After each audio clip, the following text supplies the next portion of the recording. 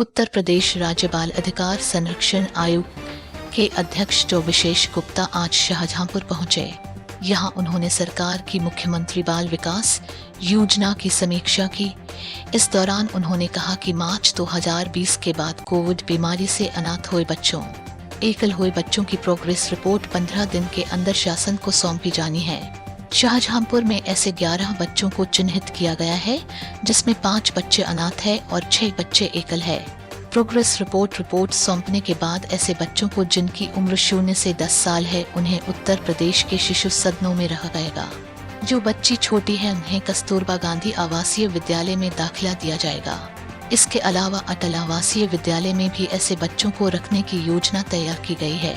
उन्होंने यह भी कहा कि इस योजना के तहत लाभार्थी शादी हुई लड़की को 1,01,000 की आर्थिक सहायता दी जाएगी। इसके अलावा उच्च शिक्षा में पढ़ रहे बच्चों को टैबलेट और लैपटॉप भी दिया जाएगा। इस दौरान उन्होंने ये भी कहा कि अगर बच्चों के जीवन को जोखिम में डालकर उनसे काम करवाया जा रहा है तो ये बेहद गंभीर है। ऐसे में जिम्मेदार अफसर के खिलाफ कार्रवाई तो की ही जाएगी।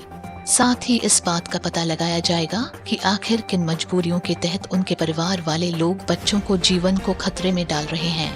ऐसे परिवार वालों को सरकारी योजनाओं का लाभ भी दिया जाएगा ताकि वह बच्चों से कोई काम न करवाएं।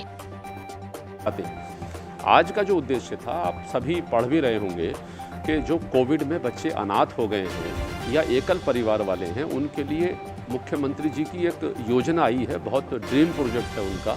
मुख्यमंत्री उत्तर प्रदेश मुख्यमंत्री बाल विकास योजना। उस बाल विकास योजना में मार्च 2020 के बाद जो भी बच्चे अनाथ हुए हैं, यानी 2 कैटेगरी हैं उसमें। एक तो वो हैं जिनके माँ बाप बिल्कुल ही समाप्त हो गए, और एक वो है जो एकल परिवार में है, मतलब पिता नहीं है या माँ नहीं है, दोनों में से कोई एक है, उसको हमने ये माना है। तो ये योजना केवल और केवल कोविड-19 की से, चाहे पहली लहर रही हो चाहे दूसरी लहर रही हो, उसमें जो भी पॉजिटिव पाए गए हैं, जो भी जिनकी RT-PCR है, जिनकी पॉजिटिव है, जो रहे हैं, डेथ हो गई है, उन सब की व्यवस्था क्या है, यहाँ कितने बच्चे हैं। तो आज मुझे पता लगा 11 बच्चे हैं, जिसमें 5 अनाथ हैं और 6 एकल परिवार वाले शाहजहांपुर में पाए गए हैं। उनकी मैं प्रोग्रेसिव रिपोर्ट ले रहा था। प्रोग्रेसिव रिपोर्ट का तात्पर्य ये है कि हमें 15 दिन में, मुख्यमंत्री जी का ये एकदम सोचना है कि ऐसे अनाथ बच्चों को एकदम 15 दिन में इनकी पात्रता तय करते हुए और इनके परिवार की रिपोर्ट लेते हुए उनके बैंक के खाते खुलें, ताकि इनको 15 दिन में 4,000 रुपये महीना उनको दिया जा सके। तो पहली बात तो ये है कि ऐसे बच्चे जो अनाथ बेसहारा हैं, उनको 4,000 रुपये प्रति माह सरकार ने देने का निर्णय लिया है। दूसरा सवाल ये उठता है कि इन बच्चों की पढ़ाई लिखाई क्या होगी, कैसे होगी।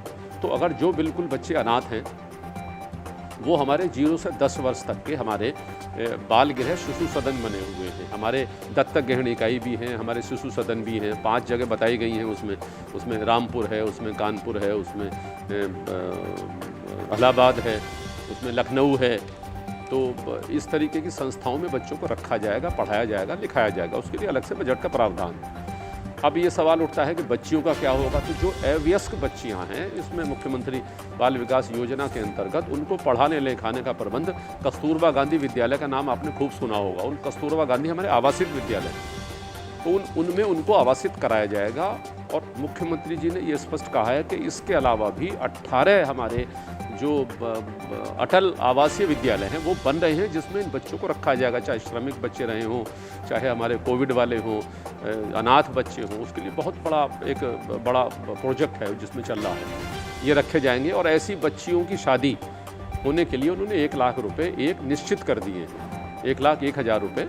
और दूसरा लास्ट वाला ये है कि ऐसे बच्चे जो मैंने 15-16 साल के हैं, इंटरमीडिएट में हैं या व्यावसायिक शिक्षा प्राप्त कर रहे हैं, कि मान लिया जो नट लड़की कला कर रही है और कला करने के बाद वहाँ से सभी प्रशासनिक अधिकारी निकल रहे हैं, पुलिस अधिकारी निकल रहे हैं, ये उनको देखने की आवश्यकता है कि आखिरकार इस परिवार को ज़रूरत क्या है, इसका जातीय पेशा है ये बच्चों से कला करवाना, या इसको किसी मदद की ज़रूरत है। मैंने 2018 में ऐसे तमाम परिवारों को पकड़कर दिन भर पुलिस के यहाँ बैठाया। उस बच्ची को उतारा ऊपर से, छोटी रस्सी पर घूम रही थी, और बैठाने के बाद शाम तक मैंने कहा कि तुम्हारे खिलाफ रिपोर्ट दर्ज होगी अगर तुम यहाँ इस पेशे को यहाँ से छोड़कर नहीं जाओगे।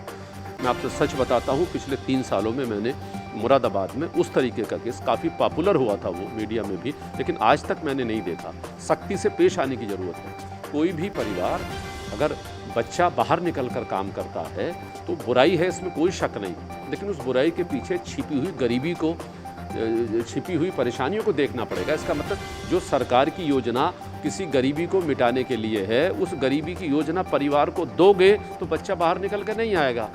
तो श्रम बुराई है, श्रम से हम जानते हैं कि बचपन खराब होता है, लेकिन फिर भी हमारा केवल ये कहना है कि जो योजनाएं हैं उन योजनाओं को ज़मीन पर उतारने के लिए प्रशासन को, समाज के लोगों का, समाज के तमाम संगठनों का सहयोग लेने की आवश्यकता है।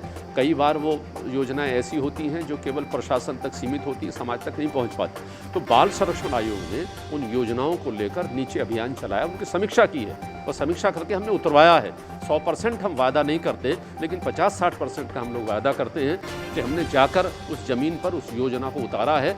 और इसलिए जो समीक्षा हम कर रहे हैं, भाग रहे हैं, दौड़ रहे हैं, मुख्यमंत्री जी तक पहुंचा रहे हैं, उनके विभाग तक पहुंचा रहे हैं, वो केवल ये है कि नीचे की जो परेशानियां भी नीचे की पहुंचा रहे हैं और नीचे की तमाम प्रकार की जो दुश्वारियां हैं वो भी पहुंचा रहे हैं, अच्छी चीज़ भी पहुंचा रहे हैं। लेकिन सबसे मेरा ये निवेदन है और मेरी अपील है कि सभी समाज की जिम्मेदारी है। समाज को खड़ा करने के लिए, बच्चों को खड़ा करने के लिए, भविष्य बेहतर बनाने के लिए केवल सरकार एक तंत्र है हमारा। सरकार कल्याणकारी राज्य है, कल्याण की योजनाएं बनाता है, लेकिन इम्प्लीमेंट कराने के लिए उस समाज को, सरकार को, प्रशासन को, सभी की आवश्यकता है। और ये खुला आह्वान है कि वो सब संगठन आगे आएं और वो योजनाओं को समझें, देखें और एक सेतु बनाएं उन योजनाओं को लाभान्वित उस ग्रुप के बीच में और सरकारी योजनाओं के बीच में। मुझे लगता है कि ये थोड़ा सा अगर तंत्र विकसित होता है तो आने वाले समय में